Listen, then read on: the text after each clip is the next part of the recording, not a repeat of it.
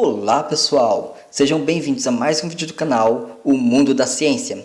Hoje vamos falar de redes.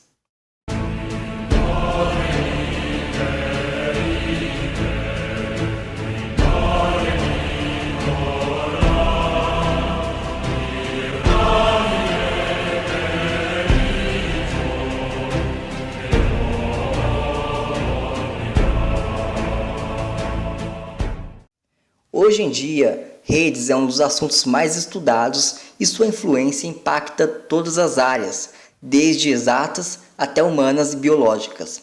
Compreender redes nos ajuda a entender melhor diversos sistemas. Se você pensar bem, praticamente tudo no mundo pode ser considerado uma rede. A sociedade, o Facebook, a economia, aeroportos, doenças, células, tudo pode ser representado por uma rede. Neste vídeo vou definir o que é uma rede e depois vamos falar dos tipos de redes. Vamos começar com o grafo. Grafos são representações de redes, ou seja, toda rede pode ser representada por um grafo. Uma das primeiras definições de grafos vieram de Leonhard Euler, ainda no século XVIII. Um grafo é composto por duas partes, os nós e as arestas, que ligam um nó ao outro. Um grafo pode ser direcionado, ou seja, a ligação entre dois nós podem ter um sentido específico, ou ele pode ser não direcionado, ou seja, não há um sentido específico de ligação. Podemos definir o grau de um nó, denotado pela letra K. O grau de um nó é quantas ligações um determinado nó faz. Então, se um nó está ligado com outros 4 nós, ele possui grau 4 e assim por diante. Podemos também definir a distância entre dois nós, e esta é a quantidade de arestas entre dois nós. Por exemplo, entre o nó A e o nó B há 3 arestas, então a distância entre A e B é 3. Podemos representar as ligações entre cada nó através de uma matriz de adjacência. Se A liga com B, colocamos 1, e se A não liga com B, colocamos 0. Fazemos isso para todos os nós e teremos uma matriz, a matriz de adjacência, que serve como um mapa para a rede, indicando quais nós estão ligados.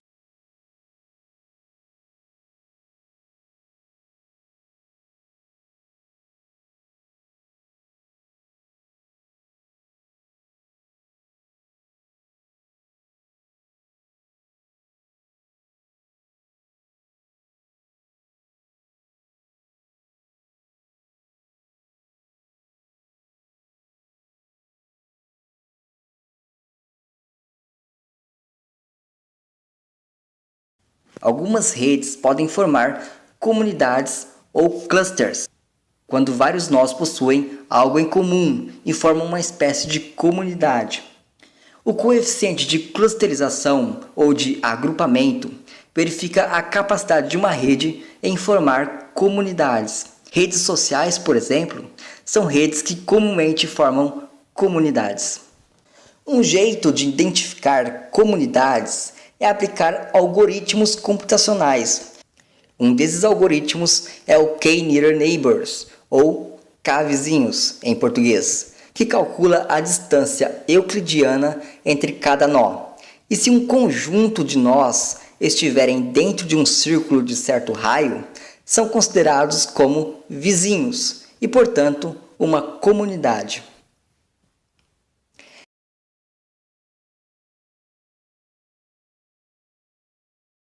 Existem diversos outros algoritmos de classificação que podem ser implementados em diversas linguagens de programação. As chamadas redes complexas são amplamente estudadas e é delas que vamos falar neste vídeo. Uma rede complexa é uma rede dinâmica, onde as ligações entre os nós são dadas por regras, geralmente de maneira aleatória. E agora, na sequência, vamos ver alguns tipos de redes complexas. A mais simples de todas é a rede regular. Nesta rede, todos os nós têm a mesma quantidade de ligações, ou seja, o mesmo grau. Paul Erdős e Alfred Henry praticamente fundaram o estudo de redes complexas na década de 1950. Eles desenvolveram a rede que hoje chamamos de rede de Erdős-Henry. Nesta rede, as ligações entre cada nó se desenvolvem de maneira aleatória e, portanto, a distribuição de graus dos nós formam uma gaussiana, uma distribuição normal. A rede livre de escala, que inclui o modelo de Barabás-Albert, foram estudadas por Laszlo Barabasi e Rekha Albert, e esta rede está presente em algo bem familiar, a web. Sites grandes tendem a ter cada vez mais acessos e formam os chamados hubs, que podemos traduzir como monopólios. Os sites grandes tendem a concentrar cada vez mais o acesso, se tornando ainda maiores. Este tipo de rede segue a chamada lei de potências e a distribuição de graus segue uma distribuição de Pareto. Só por curiosidade, essa distribuição foi desenvolvida por um economista italiano chamado Vilfredo Pareto, que estudava a distribuição de renda. Se analisarmos o que ocorre com a rede livre de escala, vemos que existem poucos nós, entre aspas, ricos e muitos nós, entre aspas, pobres, e que rico fica cada vez mais rico. Podemos pensar também em aeroportos.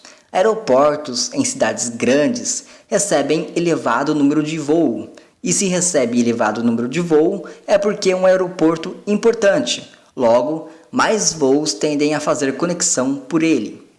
Outro exemplo é o YouTube. Canais grandes ganham 50 mil inscritos por mês, enquanto canais como o meu ganham apenas 1.000 inscritos por ano. Podemos também pensar em lanchonetes. O McDonald's, por exemplo, ganha mais clientes por mês do que qualquer lanchonete local. Então, a característica central das redes de livre escala é que elas possuem tendências naturais de criar monopólios, os chamados hubs.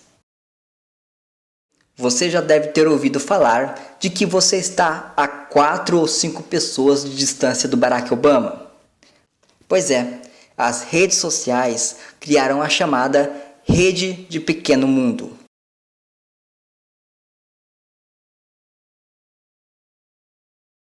Uma rede de pequeno mundo é uma rede onde todos os nós estão ligados com o menor número possível de arestas, ou seja, a distância entre quaisquer nós são pequenas.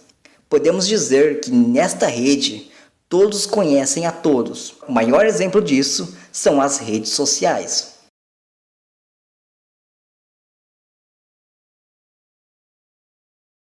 Bem, pessoal, vou ficando por aqui.